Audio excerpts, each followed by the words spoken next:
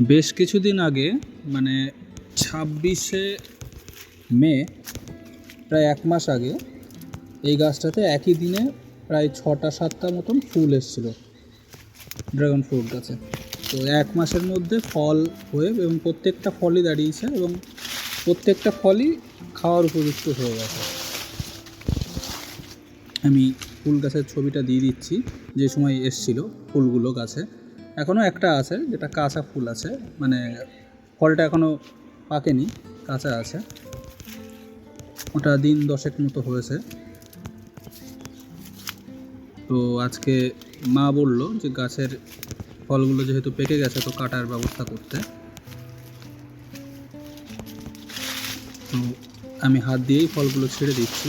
পেকে গেলে হাত দিয়ে ছেঁড়া যায়, কাঁচা থাকলে হাত দিয়ে ছেঁড়া যাবে না। কাঁচা থাকলে হাত দিয়ে ছিঁড়তে গেলে ওটা গাছ ভেঙে যেতে পারে, সামান্য একটু চাপ দিলে ফলগুলো ছিঁড়ে চলে আসে।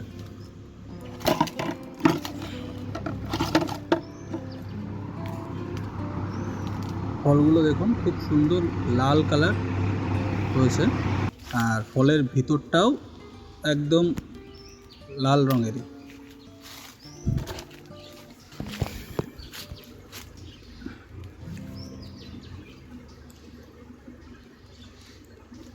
যেহেতু গাছে কোনো রকম রাসায়নিক পদার্থ বা রাসায়নিক সার যেগুলো হয় সেগুলো ব্যবহার করা না, সেই কারণে ফলগুলো সাইজ খুব বেশি বড় হয় না।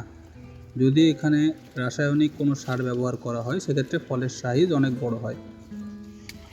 এখানে শুধুমাত্র গোবর সার এবং খোল ব্যবহার করা হয়েছে।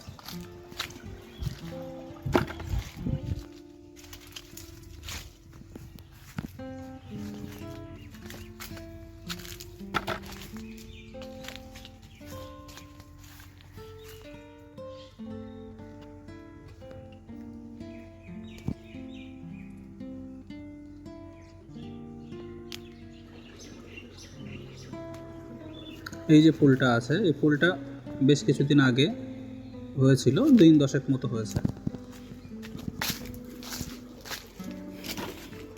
দেখুন 6টা ফুল ফুটেছিল, 6টা ফ্রুটি হয়ে গেছে রেডি খুব সুন্দরভাবে।